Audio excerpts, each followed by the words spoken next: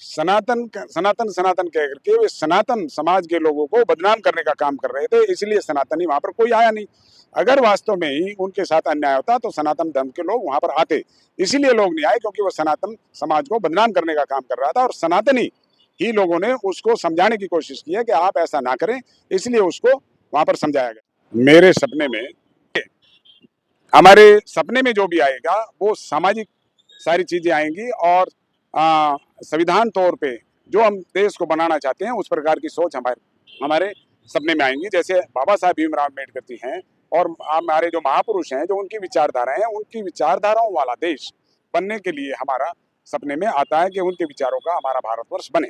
Sir एक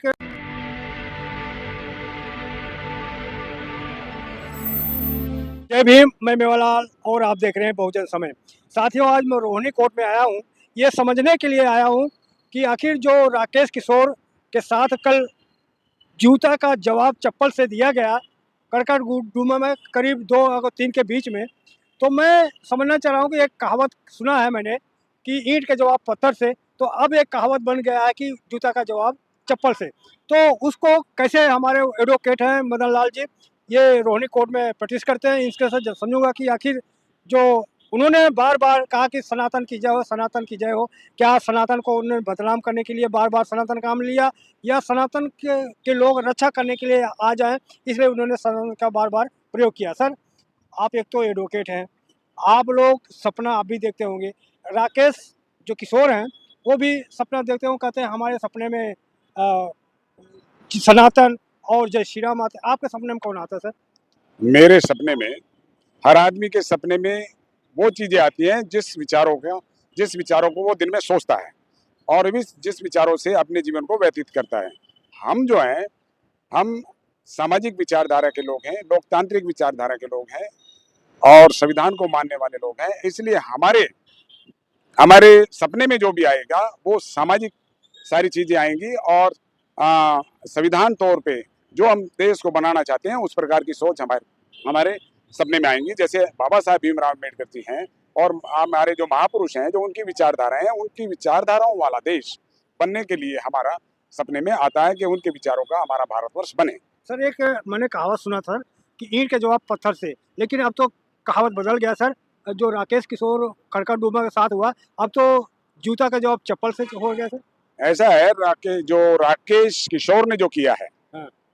वो सबको मालूम है। हमारे देश के अंदर जिस प्रवृत्ति के लोग हम हैं, जिस नेचर के लोग हम हैं, हम क्या करते हैं कि हमारे समाज में या हमारे परिवार में कोई बच्चा गलत काम करता है तो हम उसी परिवार के और उसी समाज के लोग उसको समझाने की कोशिश करते हैं, क्योंकि एक आदमी कोई गलत काम करता है तो उससे पूरा ही समाज बदनाम होता है। तो वो अपने आप को सनातनी बताता है और सनातनी कहते हुए जो उसने गलत कार्य किया उससे पूरा सनातनी समाज बदनाम हुआ है। इसलिए सनातनी लोगों ने उसको वो दंड देने का काम किया कि तुमने ऐसा करते करके और पूरे सनातनी समाज को बदनाम करने का काम किया है। इसलिए जो वो कल कड़कड़डूमा में घटना घटी, वे सनातनी धर्म के लोग थे, सनातनी लोग थे जिन्होंने उसको सजा देने का काम किया है। जी साथियों, आपको बता दूं ये घटना जो है कल 9 दिसंबर को कड़कड़डूमा कोर्ट में जो राकेश किशोर हैं वो किसी केस से वहाँ पर गए थे, तो वो जब वहाँ गए तो वहाँ के कुछ वकीलों ने पहचान लिया कि यही वकील है जो CGI BR गवई के ऊपर जूता फेंका था।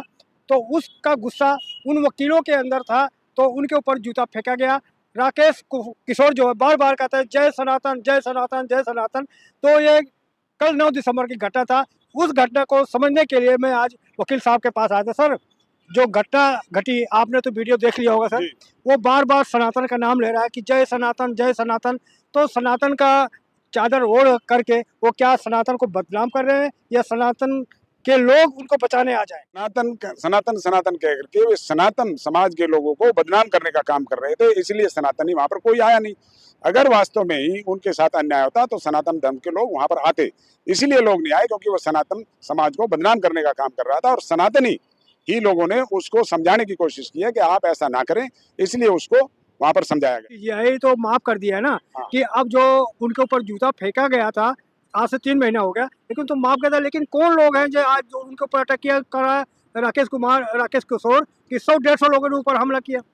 जो हमारे सीजीआई साहब थे उन्होंने इसलिए उनको माफ किया कि क्योंकि वे बुद्ध विचारधारा के लोग हैं और उनके अंदर करुणा और शांति पे वो विश्वास करते हैं, इसलिए उन्होंने उसको कुछ नहीं कहा। और ठीक इसी प्रकार से हमारे समाज के आदमी शांति और करुणा में विश्वास करते हैं, इसलिए उनका काम नहीं है ये सनातनी धर्म को अपने आप को बदनामी से बचाने के लिए खुद उन्होंने ही इस काम को किया है। सर, जो सीजीआई के ऊपर जूता फेंका था वो बौद्धिस्ट सीजीआई थे और अम्बेडकरवादी थे, तो क्या जो उनको ऊपर फेंका गया आज उसका बदला लेने के लिए वो उनको ऊपर राकेश कुमार को ऊपर मारा गया कि इसके पीछे और क्या देख रहे हैं? देखो, ये कोई बदले की भावना नहीं है। अगर बदले की भावना होती तो बाबा साहब भीमराव अम्बेडकर विपरीत परिस्थितियों से गुजरने के बाद भी उन्होंने संविधान लिखा, कहीं भी बदले की भावना से एक भी शब्द नहीं है। तो जो भी बाबा साहब की विचारधारा को मानने वाले हैं, जो बुद्ध की विचारधारा को मान रहे हैं, उनके डिक्शनरी में बदले का शब्द है ही नहीं। इसलिए ये कोई बदले की भावना से नहीं, सनातनी लोगों ने सनातनी को उसको समझाने का काम किया, क्योंकि वो सनातन धर्म को बदनाम कर रहा था। क्या ये जो उनको किया है ये संविधानवादी लोग नहीं थे अटैक किया, जो किया कि सनातनी लोग अटैक किया? जो उनके ऊपर जो अटैक हुआ है, अटैक नहीं, वो समझाने का काम किया है। सनातनी धर्म के लोग सनातनी को समझा रहे हैं, क्योंकि उन्होंने सनातन को बदनाम किया है। आप तो एक वकील हैं, तो आपके कानून के हिसाब से क्या ये अपराध बनता है नहीं बनता है? हम एक वकील हैं और वकील की हैसियत से हम न्याय दिलाने का काम करते हैं, और ये अगर अपराध है तो सनातनी लोग इसको समझते हैं कि उन्होंने आपराधिक दृष्टि से किया या समझाने की दृष्टि से किया। आप तो वकील हैं, आपको तो पता हो गया, क्या किसी कोर्ट में जाकर कहीं थाने में अदालत में उन्होंने केस दर्ज किया है कि अभी केवल वैसे जबानी चल रहा है? उनका सामाजिक मामला है, उनका पारिवारिक मामला है, सनातन धर्म के समाज का मामला है, इसीलिए इसके खिलाफ कोई भी एफआईआर नहीं हुई है। अगर कोई गैर इनके सामाजिक काम गैर सनातनी होता तो उसके खिलाफ भी कार्रवाई करते। जी सर, आपसे मैं जानना चाह रहा हूँ कि अगर सनातनी बार बार कर रहे हैं, जय श्री राम कर रहे हैं, तो आप भी सपना देखते हैं? सपने में कौन आता है आपके? हमारे सपने में तो जो हम दिन में सोचते हैं, पॉजिटिव सोच रखते हैं, सारी हमारी पॉजिटिव सोच आती है और हमारे देश के लिए नए नए सपने आते हैं। एक हमारा देश बहुत अच्छा और बाबा साहब के सपनों का, महापुरुष के सपनों का भारत बने और सबको रोजी रोजगार मिले, सब फ्लोरिश हो। सर, मैं बार बार सवाल इसलिए पूछ रहा हूँ कि हमारे दर्शकों को समझ में आ जाए कि जो राकेश कुमार सपना का नाम ले रहा है कि मैं सनातन का सपना लेता हूँ, हमारे सपने में भगवान आते हैं, हमारे सपने में जय श्री राम आते हैं, सनातन आते हैं, तो समाज को भरमाने के लिए ऐसा कर रहे हैं या हकीकत है ये? उसके सपनों में कुछ नहीं आता, वो तो अपने आप को पॉपुलर करने के लिए और इस समाज को बदनाम करने के लिए उसने इस काम को किया है, इसलिए उन्हीं के समाज के लोगों ने उसे सजा देने का काम किया है। तो आप इसको मानते हैं, इसका कोई कानून धारा बनता नहीं, कुछ बनता है इसका? उनका आपका सामाजिक मामला है और सामाजिक आपका परिभाषा, आपका जो वकील का भाषा है, आपके पास केस लेने आए वो, तो आपका केस लड़ोगे उनका? अगर वे हमारे पास केस लेकर के आते हैं, उनको न्याय दिलाने का काम करेंगे, लेकिन फैक्ट्स देखेंगे क्या वास्तव में इस पर गैर कानूनी काम हुआ है, तभी जाकर के हम उसके ऊपर संज्ञान लेंगे, अदरवाइज नहीं लेंगे। अदरवाइज उनका केस नहीं लड़ेंगे आप? नहीं लड़ेंगे। पैसा देंगे तो भी नहीं लड़ेंगे? हम पैसे के लिए नहीं, न्याय के लिए और देश को समृद्ध बनाने के लिए काम करते हैं, पैसे के लिए काम नहीं करते। सर, बार बार सनातन की बात कर रहे हैं और हिंदू की बात कर रहे हैं, क्या वाकई में सनातन और हिंदू खतरे में है क्या? सनातन हिंदू कोई खतरे में नहीं है। जो सनातन धर्म के लोगों ने वो काम किया है अपने आप को बचाने के लिए, अपने ऊपर से समाज दाग हटाने के लिए कि हमने ऐसा काम किया है, इस प्रकार का उन्होंने रोल करने का काम किया। तो अब क्या कल के बाद घटना जो है अब ये रुक जाएगा या इसका और देख रेख बढ़ेगा? ये उनका सनातनी समाज के लोगों का अपना मामला है, वे आगे करेंगे या इसी घटना से उसको समझ में आ गया है। अगर वो समझ जाएगा तो ठीक है, नहीं तो आगे उनका समाज जाने किस तरीके से स्टेप लेंगे।